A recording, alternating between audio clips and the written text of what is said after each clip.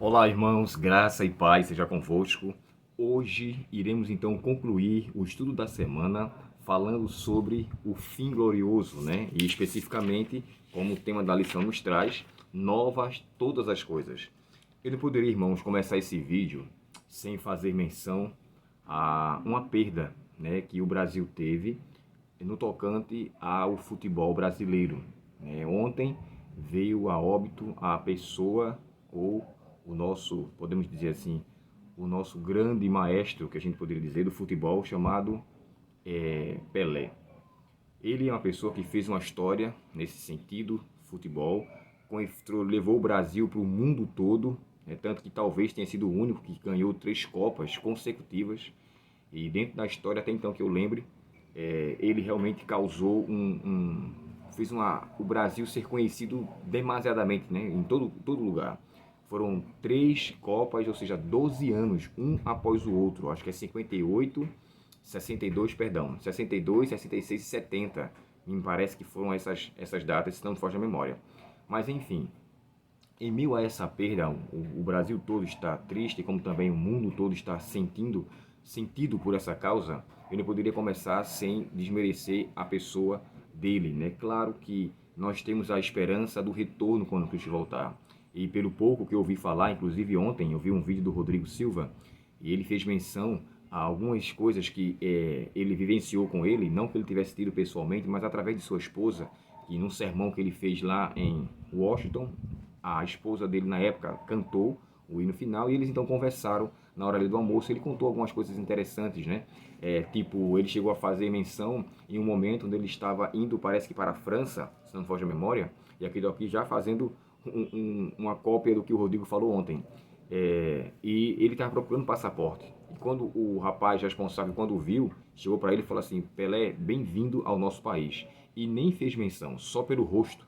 Sabe, irmãos, uma coisa que eu levo em aplicação em relação a isso. Você pode pensar assim, era por causa da fama, era por causa do que ele tinha construído na sua profissão, mas a melhor coisa que nós temos a zelar é o nosso rosto, a nossa fisionomia, a nossa aparência, e que sejamos conhecidos como pessoas não por aquilo que construímos academicamente falando, não por aquilo que construímos através de profissionalismo, não aquilo que construímos através de conquistas materiais, mas através de um ser, na verdade, transformado. Sabe, como diz o hino as letras do hino do Arautos do Rei: possam todos que nos seguem ver Jesus em nós. E que seja isso uma realidade, que nós possamos ser vistos pelos outros e conhecidos por aquilo que nós conhecemos em relação a Deus. Quando Pedro foi acusado de ter sido seguidor de Cristo, ele falou assim: você fala como um deles. A sua semelhança, talvez na vestimenta também, mas especificamente a maneira de se falar. Quando nós falamos, abrimos nossa boca, nós demonstramos que somos cristãos de fato, nós demonstramos que somos ali o filho do Rei Celestial, uma vez que o próprio Pelé é considerado como o rei do futebol, mas passou, a sua história findou. Mas o Rei Celestial ele vai perdurar e todos aqueles que são seus súditos permanecerão. Então, aqui, meus sinceros sentimentos a ele, a pessoa da família dele, melhor dizendo, né? Ele já está descansando, o sono da morte, o sofrimento e as dores cessaram, e que a sua família esteja na bênção de Deus pelo seu Espírito Santo sendo confortada. E aqui, irmãos, o assunto da lição, propriamente dito, me faz encher de esperança, de encher de alegria.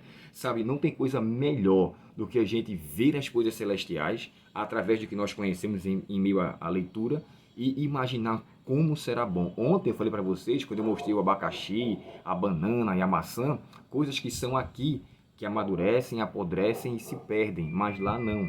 Mas sabe, eu falei para vocês no primeiro vídeo aqui, para vocês lerem esse livro aqui, Educação, e o texto é A Escola do Além. Esse texto, irmãos, esse capítulo, ele é fenomenal. Ellen White descreve que o tema da salvação será o nosso estudo por toda a vasta eternidade. Iremos conhecer mundos não caídos, iremos ter o prazer de conhecer a Cristo tal qual Ele é. E uma coisa que nos chama a atenção: nenhuma maldição ocorrerá. Ontem, quando eu falei para vocês sobre uma maldição, eu só quero fazer uma correção aqui. Talvez eu não tenha sido muito claro ontem, mas as 3 maldições que a Bíblia faz menção, primeiro, de acordo com Gênesis 3, verso 14, foi a serpente. Essa foi o primeiro ser que recebeu maldição.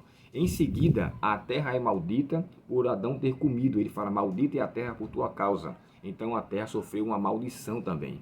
E no final, no capítulo 4 e o verso 11 de Gênesis, quem sofre a maldição pessoalmente é Caim.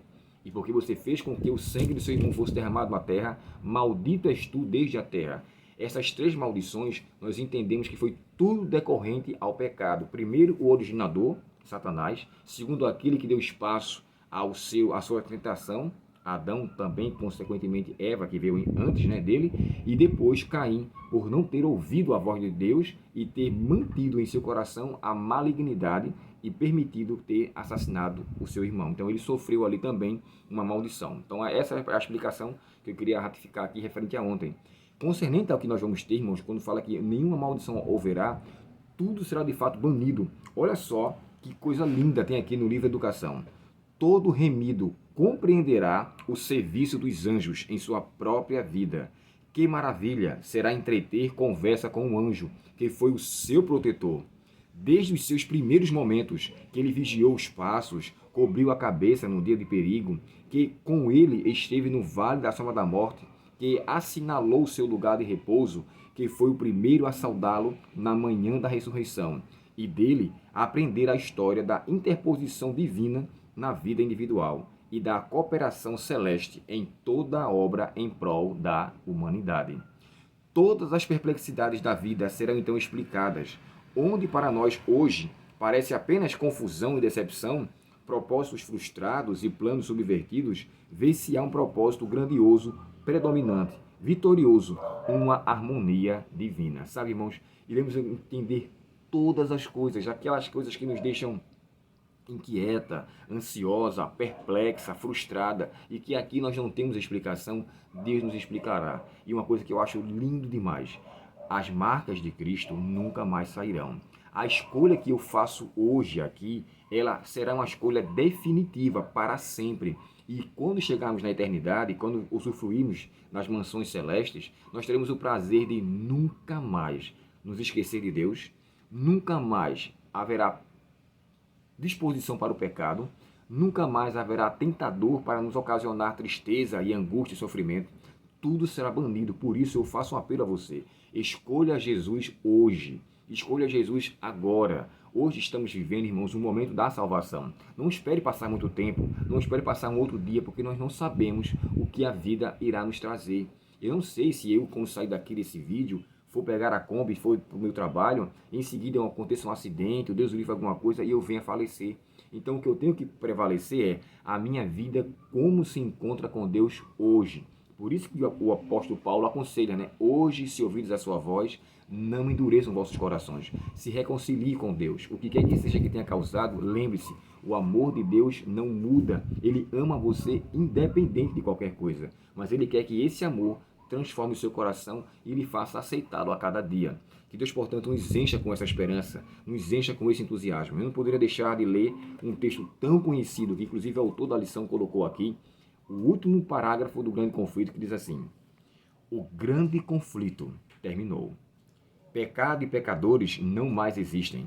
O universo inteiro está purificado.